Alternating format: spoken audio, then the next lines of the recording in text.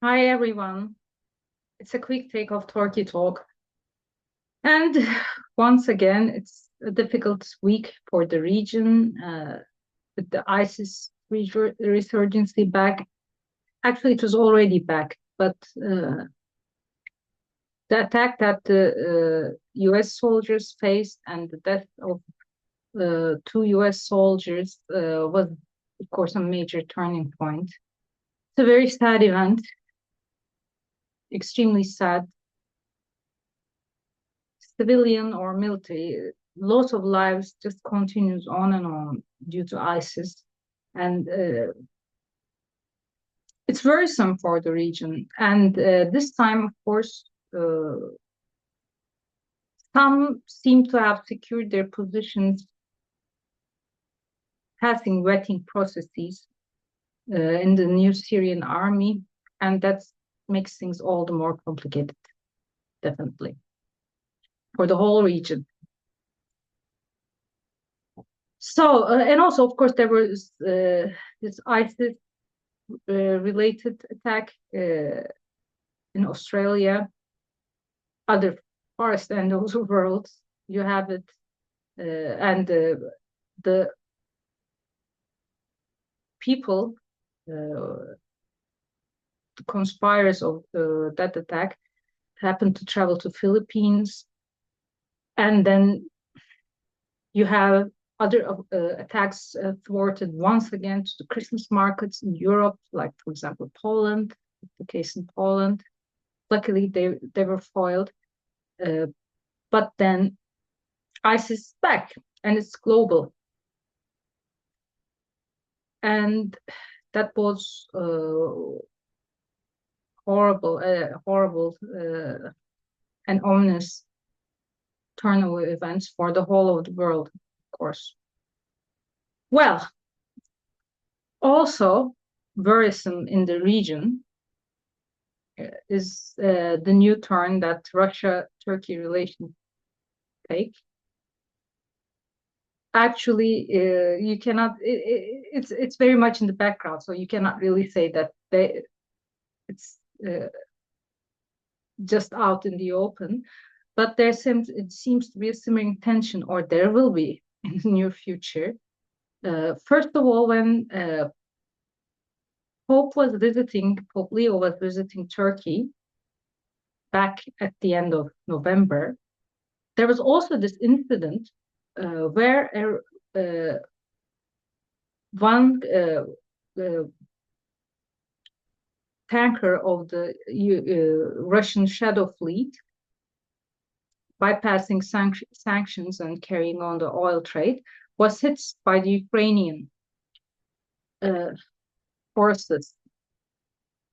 So it was just ashore Turkey, so it was very near Turkey's landline, just bordering Black Sea. And it was interesting that Turkey couldn't intercept this, what was happening, or didn't, just bypassed, who knows. Then again, during the course of last week, all of a sudden you have four Turkish vessels being hit in the Black Sea, docked in Ukrainian ports, one after the other.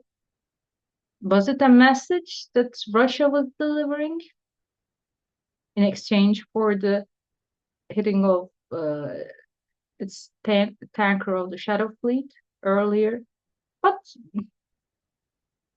it may be beyond that, because also there was this incident just a few days ago of a drone and UAV flying right, almost right next to the capital of Turkey. Almost, I mean, it's nearby. It's not that it couldn't travel as far as the capital, Ankara, but it traveled quite nearby. It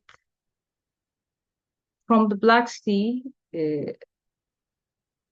When you pass the Black Sea shoreline, traveled inland almost like 125 miles, and it could be shot then by the Turkish F-16.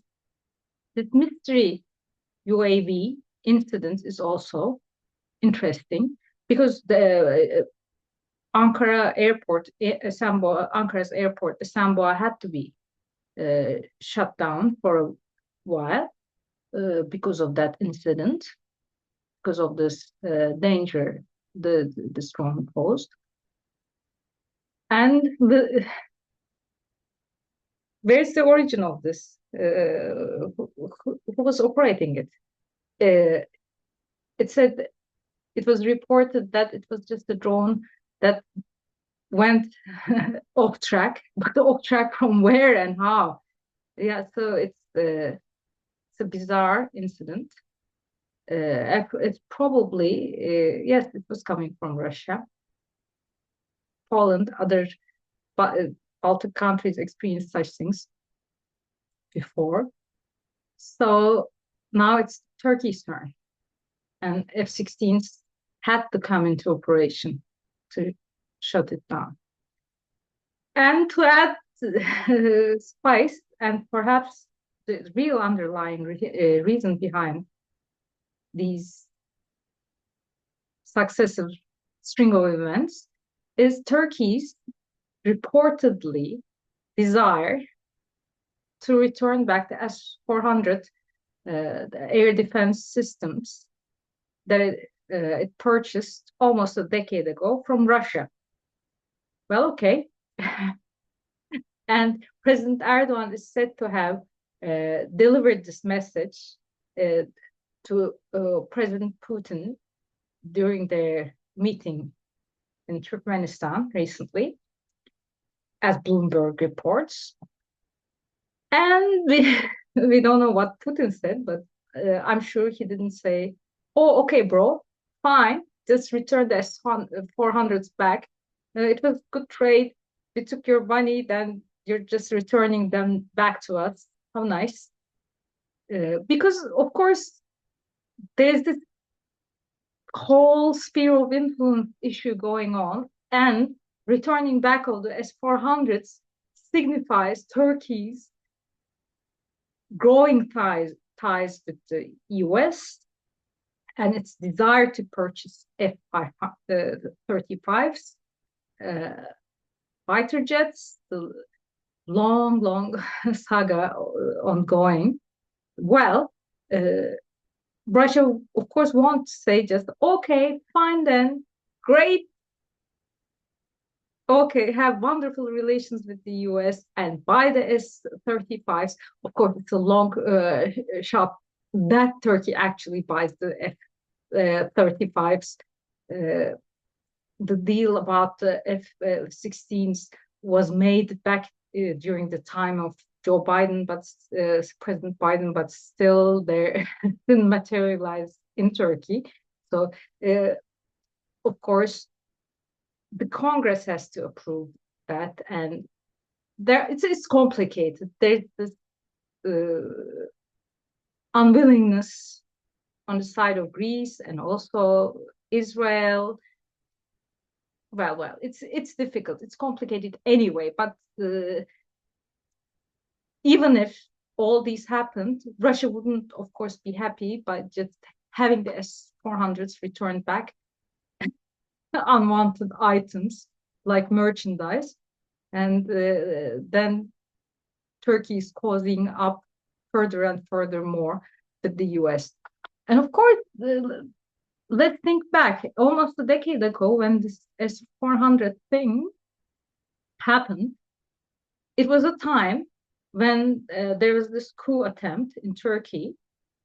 It was the aftermath of the coup attempt in Turkey, and Russia, Putin, is said to, as far as it's been said in Turkey, by circles close to Erdogan, now President Erdogan, because he was the head of the republic, yes, back then, but he became the president, but switched to presidential system almost almost simultaneously with the purchase of S-400. So uh, after the coup attempt, so, which Russia informed Turkey about beforehand, preemptively, so that precautions could be taken by Erdogan.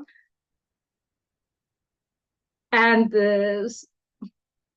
back then, of course, the troubled times with the US became even more troubled, etc., etc. So imagine that a decade later, it must seem like a big, big, big turn of things, turn of the tide, uh, as far as Russia is concerned. So they're not just going to say, okay, fine then. Well, it's complicated. And we're going to see how it, all this unfolds, of course. But yeah.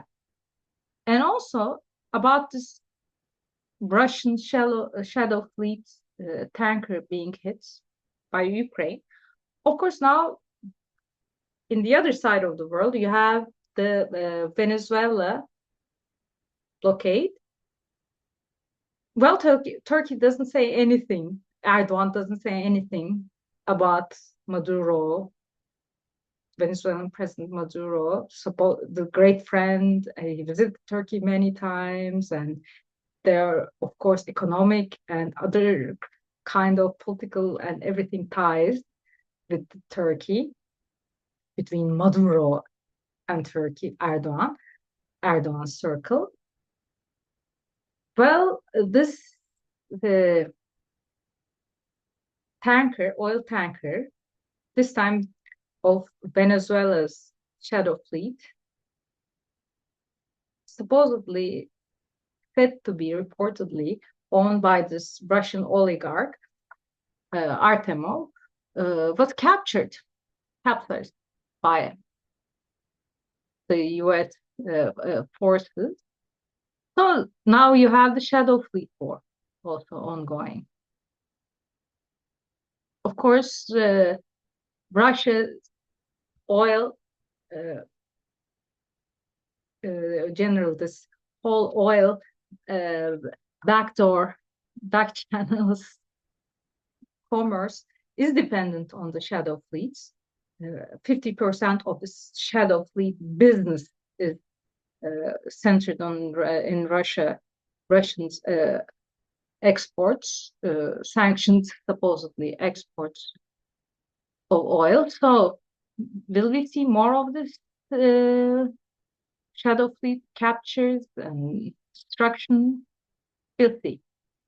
Anyway, it's complicated. It's going to be more complicated, I guess, between Turkey and Russia from now on.